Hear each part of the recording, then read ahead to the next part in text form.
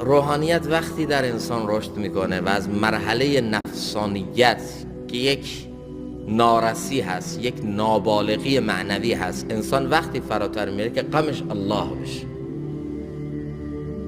مولانا یه جای دیگه میگه بر دل عاقل هزاران غم بود، گر ز باغ دل خلالی کم بود.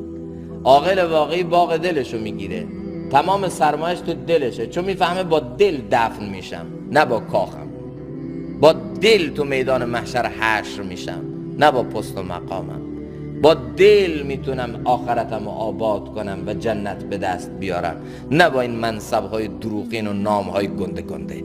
دل سرمایه اصلی منه.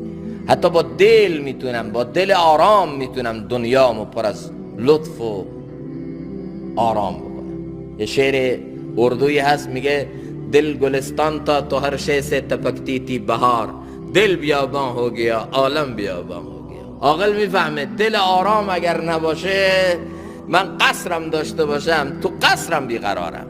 دل آرام نباشه، من اگر کنار ساحل دریا هم باشم بیقرارم. دل بیقرار باشه، رو ماشین آخرین سیستمم نشسته باشم بیقرارم. اول دل آرام بشه، دل مطمئن بشه. تا دل مطمئن نشه نه دنیا درست میشه نه آخرت درست میشه. انسان عاقل میفهمه سرمایه اصلی که دنیا و آخرتمو میتونه درست بکنه دله.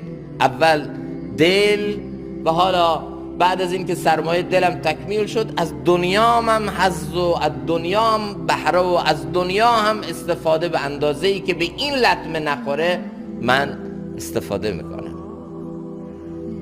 ترجیح دادن بده، ترجیح دادن